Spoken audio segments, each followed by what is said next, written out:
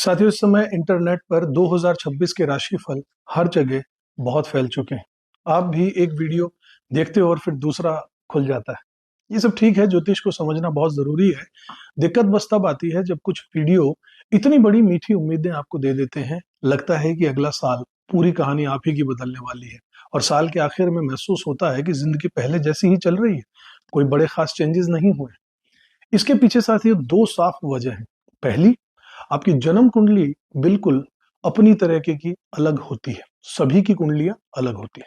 कोई भी भविष्यवाणी सब पर एक जैसी लागू नहीं हो सकती। ऐसे वीडियोस का सिर्फ 25% हिस्सा आपकी कुंडली से मैच करता है। बाकी सब आपकी दशा, आपकी महादशा, ग्रहों की असली चाल, स्थिति, इन सब पर महसूस और असरदार होती है। दूसरी वजह यह है साथियों कि अगर उसी समय आपकी दशा सपोर्ट नहीं कर रही है, जीवन में जो भी महादशा अंतरदशा चल रही है, अगर वही सपोर्ट नहीं करती है, तो वीडियो में कहीं भी बातें आपकी लाइफ में वैसा असर ला ही नहीं सकती। और आपको लगता है, और धीरे धीरे ऐसा लगने लगता है कि ज्योतिष काम नहीं करती, ज्योतिष से आपका विश्वास उठ जाता है। इसलिए साथियों कहता हूं कि कुंडली को समझना बहुत जरूरी है। अपनी जन्म कुंडली को बार बार देखते रहिए, समझते रहिए। मैं हर वीडियो में पॉसिबिलिटीज के बारे में ही बात करता हूं, यानी कि क्या हो सकता है, और साथ में कुछ प्रैक्टिकल हैबिट्स, आदतें, जीवन में बदलाव, सावधानियां और छोटे छोटे लाइफस्टाइल में चेंजेस भी आपको बताता हूं। क्योंकि ज्योतिष तभी असर करता है जब उसकी रोशनी को आप अपने रोज के जीवन में ढालते हो, उतारते हो, आदतों में शामिल कर लेते हो। इसलिए मैं हवा में उड़ती बातें नहीं करना पसंद करता, नहीं करता हूं। मैं वही बातें कहता हूं जो जमीन धरातल पर रहती हैं, काम करती हैं। जैसे सिंपल रेमेडीज, साधारण से उपाय, छोटे मोटे जीवन में सुधार, आपकी सोच, आपके व्यवहार में बदलाव, जो आपके माइंड सेट को शिफ्ट कर देगा, और इसी से ही आपका जीवन सुधर जाएगा और चीजों की आपको जो मैनिफेस्टेशन है वो हो जाती है। आखिर ज्योतिष का मतलब है ही यही, ज्योति प्लस ईश, यानी कि भगवान की दिखाई हुई दिशा, भगवान की दिखाई रोशनी और टॉर्च। ये दिशा जिस दिन आप पकड़ लोगे, आप खुद समझ जाओगे कि आपके लिए कौन सा फैसला सही है और कौन सा गलत है। और हमारे फैसलों से ही हमारे जीवन का भविष्य तय होता है। तो अगर चैनल को आपने अब तक सब्सक्राइब नहीं किया तो जरूर कर लीजिएगा, बेल आइकन प्रेस कर दीजिएगा। साथियों, वीडियो अच्छा लगे लाइक कीजिएगा, शेयर जरूर कीजिएगा। और अगर अपनी पर्सनल कुंडली का डिटेल्ड एनालिसिस चाहते हो तो स्क्रीन पर दिए नंबर पर आप हमसे संपर्क कर सकते हैं। चलिए इस ज्योतिष सत्संग की शुरुआत करते हैं। साथियों, आज मैं बात करने वाला हूं धनु राशि के पूरे 2026 साल के बारे में। एक ऐसा साल है ये जो पूरी तरीके से आपकी लाइफ को एक नया मोड़ दे सकता है। लेकिन उसके लिए आपको भी थोड़ा सा बदलना पड़ेगा साथियों। थोड़ा सा झुकना सीखना पड़ेगा, थोड़ा मेहनत भी करनी पड़ेगी। साल की शुरुआत होती है बृहस्पति देव से, जुपिटर से, जो कि आपके लग्नाधिपति हैं, लग्न के मालिक हैं, आपकी राशि के मालिक हैं, आपके गाइड हैं, आपकी किस्मत के मालिक हैं। और ये साल बृहस्पति तीन तीन राशियों से एक साथ गुजरेंगे। मतलब ढेर सारे बदलाव, ढेर सारी ऊर्जा और ढेर सारे सबक लेकर आ रहे हैं। और हाँ, 2 बार ये रिवर्स मोड में रेट्रोग्रेड भी होने वाले हैं, स्टार्ट में भी और एंड में भी। और वहीं दूसरी तरफ आपकी ढैया भी चल रही है। शनि चौथे घर में है। थोड़ा सा प्रेशर, थोड़ा सा ठहराव और थोड़ी गहराई लेकर आएगा ये साल। चलिए धीरे धीरे शांति से पूरा साल खोलते हैं, परत दर परत। पहला फेज आएगा साल की शुरुआत 1 जनवरी से लेकर 10 मार्च तक, जहां जुपिटर यानी कि गुरु, आपकी राशि के स्वामी जो है, वो 7वें घर में रेट्रोग्रेड यानी उल्टी चाल चलते हुए नजर आएंगे। मतलब सामने है रिश्ते, पर नजर वापस जा रही है छठे घर पर, जो which is the 12th house from the 7th। काम, हेल्थ, जिम्मेदारियां और पुराने अधूरे पेंडिंग कर्म, सब कुछ सामने आने वाले हैं। ये शुरुआती 70 दिन आपकी हेल्थ पर ध्यान देना ही आपको पड़ेगा, रूटीन ठीक करना ही पड़ेगा। थोड़ी यात्रा, वॉक, चलना, एक्सरसाइज करना, बॉडी को सुनना, अपनी बॉडी जो इशारा कर रही है उसको सुनिए। ये सब कुछ बहुत जरूरी रहेगा इस शुरुआती फेज में। और साथ ही ये फेज आपको सर्विस करना, सेवा करना, लोगों का भला करना सिखाएगा। दूसरों की मदद करना, किसी को गाइड करना, किसी को रास्ता दिखाना, ये सब कर्म भाव को मजबूत कर देगा। तो ज्योतिष का इतना ही काम है, आपको इशारा कर दिया है। इन एक्टिविटीज में जितना आप शामिल रहेंगे शुरुआती फेज में, उतना ही आपको ये गुरु पॉजिटिविटी देकर जाएंगे। और ये आने वाले महीने में बहुत फायदा भी देने वाला है। रिलेशनशिप में भी अगर बात करूं तो थोड़ी सी बातचीत की जरूरत रहेगी, थोड़ी सी समझदारी से रिश्तों को संभालना होगा, थोड़ा सा कंट्रोल आपको कर कर चलना होगा। क्योंकि रेट्रोग्रेड जुपिटर कभी कभी बातें बिगाड़ भी देता है। काम में क्लाइंट बढ़ सकते हैं, लेकिन वर्क का लोड भी आप पर बढ़ने वाला है। जाहिर सी बात है, जब काम आएगा तो लोड भी बढ़ेगा, लेकिन आप संभाल लोगे। अब बात करता हूं एक सेकंड फेज की साथियों, वो है 10 मार्च से लेकर 1 जून का समय, जब जुपिटर डायरेक्ट मोशन में हो जाएंगे, सीधी चाल चलेंगे और आपके 7वें भाव में जमकर फल देने वाले हैं। उस वक्त वो रिवर्स उल्टे छठे घर की तरफ नहीं जाएंगे। यही वो समय होगा साथियों जब रिलेशनशिप, शादी, पार्टनरशिप, नेटवर्किंग सब कुछ स्पीड पकड़ने वाला है। अगर आप सिंगल हो तो कोई अच्छा रिश्ता आ सकता है, अगर रिलेशनशिप में हो तो बात कहीं आगे बढ़ सकती है। अगर आप शादीशुदा हैं तो स्पिरिचुअल कनेक्शन दोनों में बढ़ने वाला है। अगर आप बिजनेस करते हो तो नेटवर्किंग आपकी बहुत फायदा देने वाली है। पार्टनरशिप में भी आपकी ग्रोथ होने वाली है, लोग आपसे बहुत जुड़ने वाले हैं, लोग आपके बारे में सुनेंगे, लोग आपको फॉलो भी करेंगे। देखिए, पहला घर जन्म कुंडली में हमारा होता है और उसके सामने 180 डिग्री पे जो सामने वाला घर है, 7वां घर, वो बाकी की दुनिया, अदर देन अस। तो वहीं से बिजनेस आता है। ये सब आपको जो होगा लाइफ में क्यों पसंद आएगा? क्योंकि आप खुद थोड़े पॉपुलर हो जाओगे, आपका कम्युनिकेशन शार्प हो जाएगा, आपका इन्फ्लुएंस बढ़ जाएगा, लोग आपकी बातों को मानेंगे। लेकिन ध्यान दीजिएगा, जुपिटर 7वें में सब कुछ बढ़ाने की बात करते हैं। अगर अटेंशन चाहिए तो वो भी मिलेगा, अगर रिश्ते में कमिटमेंट चाहिए तो खुद भी आपको लॉयल रहना पड़ेगा। सिर्फ डिमांड ही मत कीजिए, आपको भी परफॉर्म करना पड़ेगा। इसके बाद तीसरा फेज आता है 1 जून से लेकर 30 अक्टूबर, जहां पर आपकी असली परीक्षा होगी साथियों। साल का असली मोड़ यही होगा, बृहस्पति आएंगे 8वें घर में और वो भी उच्च के होगा। ये कॉम्बिनेशन बहुत कम लोगों को मिलता है साथियों। ये आपको दो चीजें देगा, गहरा आत्म परिवर्तन, अंदर से आप में बदलाव आ जाएगा, ट्रांसफॉर्मेशन हो जाएगा आपकी आत्मा का, और अचानक से बड़े बदलाव लाइफ में आएंगे। आपकी सोच बदल जाएगी, आपकी समझदारी बदल जाएगी, आपके अंदर कुछ टूटने वाला है, कुछ बहुत मजबूत बनकर नया खड़ा होने वाला है। काम में बेहतर मौके आएंगे, अचानक से फायदे मिलने के योग बनेंगे, अचानक से नए क्लाइंट्स मिलेंगे, अचानक से पैसा आएगा। कुछ लोगों के लिए इनहेरिटेंस यानी कि जायदाद संपत्ति भी, पैतृक संपत्ति में भी कुछ मिलने वाला है। अगर आप रिसर्च लाइन में हैं, स्पिरिचुअल काम करते हैं, धार्मिक फील्ड में है, फाइनेंस में है, हीलिंग सेक्टर में है, काउंसलिंग में है, तो ये महीना आपके लिए सुनहरे अवसर लेकर आएगा। लेकिन ये समय आपको अपनी कमजोरियों से भी मिलवाने वाला है साथियों। कौन सी आदतें आपको पीछे छोड़ती हैं और कौन सी फीलिंग आप दबाते हो, कौन सा डर आपको आगे नहीं बढ़ने देता, सब कुछ क्लियर हो जाएगा, सब कुछ सामने आ जाएगा। और ये जरूरी भी है साथियों, क्योंकि ट्रांसफॉर्मेशन ऐसे ही होता है, इंसान ऐसे ही अंदर से बदलता है साथियों। शनिदेव के प्रभाव की बात करूं तो पूरे साल का टोन शुरुआती 7 महीने में शनि चौथे घर में डायरेक्ट मोशन पे रहेंगे। ये समय आपको घर से जोड़ देगा, अपने भीतर से जोड़ेगा। Meditation, silence, home energy, innovation, cleaning, सब कुछ यहाँ पर बहुत जरूरी होगा। घर में थोड़ा तनाव भी दिखने वाला है इस समय पर, कभी किसी की हेल्थ को लेकर तो कभी किसी की इमोशनैलिटी को लेकर। लेकिन साथ में प्रॉपर्टी, व्हीकल, इनोवेशन, घर शिफ्ट करना, इन सब चीजों के भी यहाँ पर योग बनेंगे साथी। जुलाई के बाद में शनि रेट्रोग्रेड होकर तीसरे घर की ऊर्जा को एक्टिवेट करेंगे। मतलब चलना, लोगों से मिलना, नेटवर्किंग करना, सोशलाइजेशन करना, यात्राएं करना, कोई नई स्किल्स सीखना, ये सब कुछ तेजी से बढ़ेगा। थोड़ी हिम्मत भी अंदर से आने वाली है, थोड़ी बहादुरी भी आने वाली है, थोड़ा कॉन्फिडेंस लेवल भी हाई होने वाला है। अब आते हैं एक अहम हिस्से पर साथियों, जो है करियर। क्योंकि 2026 का सबसे बड़ा गेम यही बदलेगा साथियों। करियर जो है वो साल का असली ग्राउंड है। सबसे पहले ये समझ लीजिए कि ये साल शॉर्टकट लेने वाला बिल्कुल नहीं है। ये साल सिर्फ कर्म करते रहने का है, काम वाला। प्रोग्रेस थोड़ी स्लो होगी, लेकिन रिजल्ट जब मिलेंगे सीधा दिल जीत लेगा। शुरुआत में आपको ऐसा लगेगा कि यार काम बहुत है, पर तारीफ उतनी मिल नहीं रही है, फायदा उतना मिल नहीं रहा है, कभी कभी ना के बराबर भी होगा। लेकिन याद रखिएगा, 2024 और 2025 की मेहनत जमा है। इस बार कुदरत वो जमा हुई हुई मेहनत जो है वो धीरे धीरे लौटाने वाली है, लेकिन तभी जब आप लगातार मैदान में टिके रहो, बने रहोगे। अब टाइमलाइन को समझिए। 3 फरवरी से लेकर 11 अप्रैल ये समय नई अपॉर्चुनिटीज लाने वाला रहेगा। कोई नया रोल, कोई नई पोजीशन, या आपके ही ऑफिस में कोई नया डिपार्टमेंट, कुछ ना कुछ बदल सकता है। लेकिन इंपल्सिव फैसला बिल्कुल मत लीजिएगा। पहले सोचिएगा, फिर दोबारा सोचिएगा, फिर निर्णय लीजिएगा।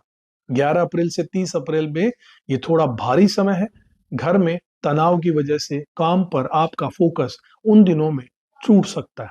इसलिए एक ही सलाह दूंगा साथियों, लो प्रोफाइल रहिएगा, ज्यादा दिखिएगा मत, ज्यादा बोलिएगा मत, ज्यादा कंट्रोल कीजिएगा अपनी वाणी पर, बहुत ज्यादा लोगों के सामने डींग मत हाकिएगा, बहुत ज्यादा अपनी बड़ाई मत कीजिएगा, कम्युनिकेशन को क्लियर रखिएगा। मिसअंडरस्टैंडिंग वरना बहुत जल्दी हो सकती है, गलत फहमी, आप कहेंगे कुछ, लोग समझेंगे कुछ, इसलिए ध्यान रखिएगा। अप्रैल तक एक और बात, सीनियर से दूरी रखिएगा साथियों, रिस्पेक्टफुल रहिएगा, बहुत ज्यादा फ्रेंडली मत बनिएगा सीनियर्स के साथ। आपके बॉस हैं या घर में सीनियर्स हैं, ऑफिस की पॉलिटिक्स से पूरी तरीके से बचना होगा। अगर ये 3 बातें आपने मान ली तो जॉब आपकी स्टेबल रहेगी, कोई भी लीगल या फिर ऑफिस झंझट नहीं होगा। बिजनेस वाले ध्यान दीजिएगा, बिजनेस वालों के लिए ये साल एक ट्रैप, एक जाल भी है और टर्निंग पॉइंट भी रहेगा साथियों। 2 जून तक बिजनेस ठीक ठाक चलेगा, जितना अपेक्षित है उतना मिलेगा, पार्टनरशिप ठीक रहेगी। 2 जून से 25 अक्टूबर गलती मत कीजिएगा साथियों, ये समय रिस्की प्रोजेक्ट्स नहीं उठाने का है, अग्रेसिव एक्सपेंशन नहीं कीजिएगा, बड़ा लोन नहीं लेना है, बड़ा वादा नहीं करना है। ये महीनों में प्लैनेट्स जो हैं वो आपको भारी डिसीजंस की तरफ पुश जरूर करेंगे साथियों, लेकिन अगर आप उनके बहकावे में आ गए और फंस गए तो नुकसान भी हो सकता है। नवंबर और दिसंबर ये 2 महीने कमाल करेंगे, आपके आइडियाज चलने लगेंगे, दौड़ने लगेंगे, रुके हुए सारे प्लान्स एक्टिवेट हो जाएंगे और आपकी सेल्स, ब्रांडिंग, इम्पैक्ट सब कुछ बढ़ने लगेगा। फाइनेंस जो है उसकी बात करूं, पैसे की, तो पैसा कहाँ अटकता है और कहाँ बढ़ता है इस बारे में बात करें तो धनु राशि की सबसे प्रैक्टिकल बात होती है पैसा। इस साल फाइनेंस ओवरऑल अच्छा है, लेकिन 3 टाइम विंडोज थोड़े से टाइट होंगे, उनका ध्यान रखिएगा। समय का जो अंतराल है, सबसे पहला जनवरी के अंत से लेकर 14 मई तक पैसा आएगा, पर उतनी ही तेजी से जाने का रास्ता भी तैयार रहेगा खर्चों का। 8 जून से लेकर 1 अगस्त तक यहाँ पर खर्चे आप पर भारी रहने वाले हैं, थोड़ा इसको लेकर के तनाव भी आपको होगा। इसके बाद तीसरा फेज होगा 16 अगस्त से लेकर 2 सितंबर तक, यहाँ पर कैश फ्लो टाइट लगेगा, जेब ढीली महसूस होगी। इसलिए सजेशन ये साथियों कि अभी से छोटी छोटी सेविंग्स शुरू कर दीजिए। 5%, 10% भी बहुत है बचत। अच्छी खबर यह है कि सेकेंड हाफ जो होगा साल का, उसमें आपको छुपे हुए अचानक से होने वाले सडन गेन्स, फायदे मिलने वाले। किसी पुरानी फाइल का सेटलमेंट हो सकता है, लोन, लीगल मैटर, जो भी अटका हुआ है उसका अचानक से सॉल्यूशन यहाँ पर आएगा। कुछ लोगों को अनएक्सपेक्टेड पैसा भी मिलेगा साथियों। साथ में फैमिली की मेडिकल जरूरतों पर ध्यान देना होगा, खास तौर पर घर की महिलाओं की हेल्थ पर तो आपको विशेष ध्यान देना होगा साथियों। ब्लड प्रेशर, कोलेस्ट्रॉल, घुटनों से संबंधित चीजों का ध्यान रखिएगा। एजुकेशन की अगर बात करूं तो अगर आप स्टूडेंट है तो मेहनत जितनी होगी परिणाम उतने ही मिलेंगे साथियों। स्टूडेंट्स के लिए सीधी सी एक बात है, ये साल पूरे 12 महीने मेहनत मांग रहा है। सीधा लॉजिक ये है कि जितनी मेहनत करोगे उतना ही रिजल्ट मिलेगा, कोई शॉर्टकट नहीं चलेगा, कोई लकी चार्म नहीं होगा, आप बस पढ़ोगे और परिणाम जरूर मिलेगा। 2 अप्रैल से 11 मई और 18 सितंबर से 12 नवंबर, इस समय घर का माहौल डिस्ट्रैक्ट कर सकता है, हेल्थ इश्यूज भी डिस्ट्रैक्शन दे सकते हैं, इसलिए पढ़ाई के लिए डेडिकेटेड स्पेस या फिर नया रूटीन बनाना ही पड़ेगा। हायर स्टडीज वालों के लिए ये साल बहुत लकी रहेगा। Research, philosophy, legal studies, spiritual courses सब में ग्रोथ दिखती है साथियों, दिख रही है। हेल्थ के बारे में अगर बात करूं, स्वास्थ्य की साथियों, तो साल का सबसे ज्यादा संवेदनशील हिस्सा यही होगा। हेल्थ के लिए ये साल मिला जुला रहेगा, लेकिन मैनेजेबल भी है। सबसे ज्यादा ध्यान देने वाली बात है चेस्ट और आपके बैक पेन, ये दोनों में ध्यान रखिएगा। बैठने के पोस्चर पर ध्यान रखिएगा, मोबाइल देखते समय बहुत ज्यादा झुकते हैं, वो गलत है, ये सब मिलकर आपको दर्द दे सकते हैं साथियों। दूसरे नंबर पर एंग्जाइटी यानी कि बहुत चिंता करना और स्ट्रेस लेना, खासकर पैसों का दबाव और काम का जो आप पे प्रेशर बनेगा वो, और शनि देव का प्रभाव कभी कभी मन को भारी कर देगा। जनवरी से लेकर 2 जून तक इस समय स्टेमिना थोड़ा कमजोर रह सकता है, मोटिवेशन कभी कभी जीरो भी हो सकता है, लगता है कि लाइफ में कुछ हो ही नहीं रहा। ये सब कुछ नॉर्मल है साथियों, पैनिक करने की जरूरत बिल्कुल नहीं है। 2 जून से 31 अक्टूबर ये क्रूशियल फेज है। यहाँ पर डिसिप्लिन आपकी लाइफ को बचा लेगा साथियों। खासकर जॉगिंग करना, टाइमली एक्सरसाइज करना, वॉक करना, प्राणायाम करना, योगा करना, मेडिटेशन करना, डाइट कंट्रोल करना, आप खुद हेल्थ कॉन्शियस कॉन्शियस इस वक्त हो जाओगे और ये बहुत जरूरी भी है। इसके बाद अंत का जो 2 महीने हैं, नवंबर और दिसंबर, ये महीने सबसे ज्यादा शांत, पीसफुल और स्टेबल रहने वाले, बहुत उठापटक नहीं, बहुत इधर उधर नहीं। मानिए जैसे यूनिवर्स ने आपको इस साल का रिवॉर्ड दिया। अब उस हिस्से की बात करते हैं साथियों जहां पर दिल काम करता है, जहां पर दिमाग भी कई बार शांत हो जाता है, यानी रिलेशनशिप्स, लव रिलेशनशिप, शादी, फैमिली मैटर्स। सबसे पहले लव लाइफ की बात करूं तो पूरे साल ये कैसी रहेगी? साल भर आपकी लव लाइफ एवरेज से थोड़ी बेटर चलेगी। मतलब बहुत हाई भी नहीं और बहुत लो भी नहीं। एक स्टेडी लाइन है साथियों, जो बीच बीच में ऊपर नीचे भी होती है, लेकिन हाँ, 2 टाइम पीरियड है जहां पर थोड़ी सावधानी बरतनी होगी। 2 अप्रैल से 11 मई का फेज और 2 अगस्त से 12 नवंबर का फेज। इस महीने में, इन महीनों में मिसअंडरस्टैंडिंग यानी गलत फहमियां हो सकती है, ओवर रिएक्शन यानी जरूरत से ज्यादा आप किसी बात पर रिएक्ट कर सकते हैं या पार्टनर कर सकते हैं, दोनों की ईगो में इश्यूज आ सकते हैं, दोनों के कम्युनिकेशन में गैप हो सकता है, गलत फहमियां सबसे तेज इस वक्त दिखाई देंगे। अगर आपका पार्टनर थोड़ा सा अग्रेसिव टाइप है तो यहां पर गुस्सा ज्यादा बढ़ेगा, और अगर आप सेंसिटिव हो तो छोटी बात भी आपको दिल पर लग सकती है। और साल की शुरुआत में आपको खुद भी महसूस होगा कि अट्रैक्शन दोनों में थोड़ा कम होता जा रहा है। जो पहला स्पार्क था वो हल्का सा अब धुंधला होता जा रहा है। ये नेचुरल होगा, ये ग्रहों का खेल है। इसमें रिश्ता कमजोर नहीं होगा। जब तक कम्युनिकेशन स्ट्रांग हो, एक दूसरे से बैठकर बात कीजिएगा। सुझाव यही दूंगा, अपने पार्टनर से दिल खोलकर बात कीजिएगा। Straightforward, to the point, साफ साफ, बिना घुमाए। ये साल आपसे ऑनेस्टी मांग रहा है, किसी तरीके का कोई ड्रामा नहीं मांग रहा है। घर वालों से पार्टनर को मिलवाने का भी परफेक्ट समय रहेगा, ये बहुत इंपॉर्टेंट हिस्सा है। 2 जून से 13 सितंबर ये समय सबसे सही है अपने पार्टनर को पेरेंट से मिलवाने का। इस समय ग्रह सपोर्ट करेंगे, बात स्मूथ रहती है, घर वाले शांत दिमाग से सुनेंगे। इसके अलावा किसी भी समय मिलवाया तो अननेसेसरी टेंशन हो सकती है, तारीख नोट कर लीजिएगा। गुस्सा भी बढ़ सकता है और बात उल्टी भी जा सकती है परिवार में, इसलिए मुहूर्त और टाइमिंग बहुत जरूरी है। शादी के योग बात करूं साथियों, तो ये सबसे ज्यादा पॉजिटिव एरिया 2026 का रहेगा, क्योंकि जनवरी से लेकर 2 जून तक शादी की बात घर में शुरू होगी। प्रपोजल, नए रिश्ते आएंगे, कोई बात आगे बढ़ सकती है, और अगर शादी की उम्र है तो ये समय बहुत अच्छा है। 2 जून से 31 अक्टूबर इस समय चीजें धीमी पड़ती हैं, घर वाले भी रिलैक्स मूड में नहीं रहेंगे, बातें फंस सकती हैं, इसलिए एक्सपेक्टेशन प्रैक्टिकल रखिएगा। नवंबर और दिसंबर ये जो 2 महीने हैं वो स्ट्रॉन्ग मैरिज के लिए समय रहेगा। जिनकी शादी पेंडिंग है वो यहाँ पर पूरी होती दिखाई दे रही है। जो लोग ऑलरेडी मैरिड हैं उन लोगों के लिए साल भर रिश्ता स्टेबल यानी सामान्य रहेगा। कुछ छोटे मोटे मूड स्विंग्स होते रहते हैं, मेजर प्रॉब्लम्स की बात नहीं है। फैमिलीज की बात करूं साथियों, तो घर का माहौल कैसा रहेगा? फैमिली डायनेमिक्स को लेकर के ये हिस्सा थोड़ा ट्रिकी रहेगा साथियों। घर वालों की एक्सपेक्टेशंस पूरे साल आपसे रहेंगी, आपके ऊपर रहेंगी। हर छोटी बड़ी बात में आपको इंक्लूड किया जाएगा। एक तरफ रिस्पॉन्सिबिलिटीज बढ़ेंगी, दूसरी तरफ घर का माहौल बदलेगा। कभी कभी इमोशनल भी आप हो जाएंगे, कभी बड़े लोगों की हेल्थ, कभी छोटे भाई बहन या आपके भाई बहन या सिबलिंग्स को स्ट्रेस, और कभी डिसअग्रीमेंट।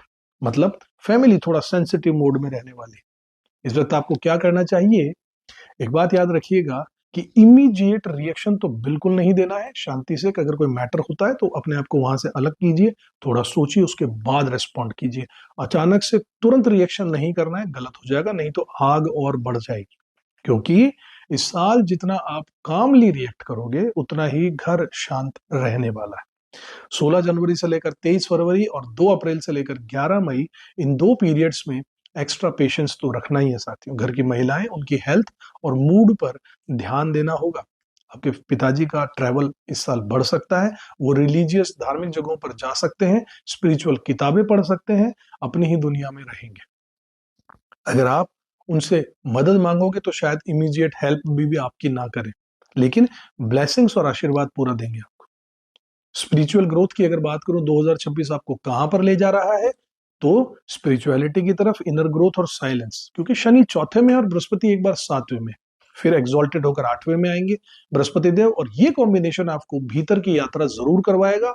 आप थेरेपी लेना चाहोगे, मेडिटेशन शुरू करना चाहोगे, कोई स्पिरिचुअल रिट्रीट ज्वाइन करना चाहोगे, हीलिंग सीखने का मन करेगा, एस्ट्रोलॉजी सीखने का मन करेगा, ज्योतिष सीखने का मन करेगा, ये सारी चीजें आपके लिए बहुत डिवाइन होंगी। 31 अक्टूबर के बाद में फॉरेन कनेक्शंस बनेंगे, लॉन्ग डिस्टेंस के ट्रैवल भी हो सकते हैं, वर्कशॉप्स ज्वाइन कर सकते हैं, धार्मिक जगहों पर पिलग्रिमेजेस में जा सकते हैं। ये सब आपको एक्टिवेट करेगा। ये महीनों में आपको समझ आ जाएगा कि भाग्य तैयार लोगों का ही साथ देता है, जो प्रेपरेशन और राइट टाइमिंग को अच्छे से समझते हैं, उन्हें ही यूनिवर्स सपोर्ट भी करता है। 2026 का लाइफ लेसन जो है साथियों, ये साल एक बात बहुत साफ आपको दिखा रहा है, रिस्पॉन्सिबिलिटी से अगर भागोगे तो शनि पकड़कर सिखा देगा। यानी शनि जब अपने सख्ती के साथ सिखाएगा तो जीवन में तकलीफ बहुत होती है, इसलिए रिस्पॉन्सिबिलिटी से भागना नहीं है। शनि अपना काम करे उससे पहले आप अपना काम कीजिए, और मेहनत से अगर आप चलते रहेंगे तो बृहस्पति आपको बचा देगा। यानी कि you should be stay discipline, you should stay consistent and you should stay humble in your all areas of life. बाकी चीजें अपने आप बैलेंस हो जाएंगे, अपने आप ठीक हो जाएंगे। साथियों, अगर रेमेडीज के उपायों की बात करूं तो वो उपाय जो कि 2026 को स्मूथ कर देंगे, शनिवार को भगवान शिव जी पर दूध चढ़ाइएगा, शिवलिंग पर जितना बार कर सके उतना ही अच्छा, खासकर शनिवार को तो करना ही करना है। घर के बुजुर्गों की सेवा कीजिए, ब्लेसिंग्स बहुत ज्यादा स्ट्रांगली काम करेंगे, क्योंकि गुरु की पोजीशन कुछ ऐसी रहेगी कि वो आपको निकाल कर ले जाएंगे हर सिचुएशन से। गुरु मंत्र की बात करें तो ओम गुम गुरुवे नमः, इसका मंत्र का जाप कर सकते हैं। ओम ग्रांग ग्रिंग ग्रौंग से गुरुवे नमः, इस मंत्र का भी जाप कर सकते हैं। ओम नमो भगवते वासुदेवा, इस मंत्र का भी जाप आप करते रहिएगा, बहुत अच्छा रहेगा। केतु की जो पोजीशन आपके चार्ट में बन रही है, उसको देखते हुए केतु की शांति जरूरी है। केतु को शांत करने के लिए ओम नमः शिवाय या दत्तात्रेय मंत्र, इसका समय मिलते ही जाप करना शुरू कर दीजिए। ओम नमः शिवाय अच्छा है, दत्तात्रेय मंत्र अच्छा है, गणपति अथर्वशीर्ष का पाठ कर सकते हैं। अंधों के आश्रम में कुछ चीजें आप डोनेट कर सकते हैं खाने पीने की, बहुत अच्छा रहेगा। हेल्थ के लिए अगर बात करूं तो रोज 20 मिनट की वॉक करना या प्राणायाम करना बहुत अच्छा रहेगा आपके लिए साथियों। जून से अक्टूबर का जो महीना रहेगा, कोई बड़ा फाइनेंशियल रिस्क मत उठाइएगा, अक्टूबर तक वेट कीजिएगा, जून से पहले ले सकते हैं, उसके बाद नहीं साथियों। ये बहुत जरूरी रहेगा आपके लिए। इन चीजों को ध्यान में रखते हुए अपने इस साल को बिताइएगा साथियों। आशा करता हूँ आपको ये वीडियो पसंद आया है, चीजें आपको समझ आई होंगी। अगर नहीं आई है तो दोबारा वीडियो को सुन सकते हैं, नोट्स बना सकते हैं, चीजों को नोट करके रखिएगा साथियों। तो खासकर तारीख वाइज बहुत जरूरी रहेगा, शेड्यूल बना लीजिएगा अपना साथियों। अगर वीडियो पसंद आए तो लाइक कीजिएगा, अपने तरीके के धनु राशि वालों को और शेयर कर दीजिएगा। अगर किसी दूसरी राशि का वीडियो देखना चाहते हैं तो डिस्क्रिप्शन में लिंक डले हुए हैं, जैसे जैसे वीडियोस अपलोड हो रहे हैं आपको लिंक वहां पर मिल जाएगा।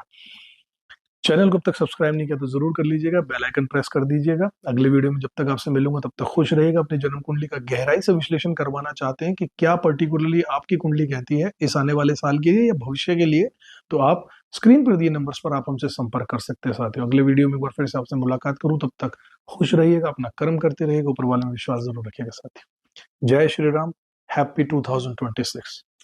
किस्मत की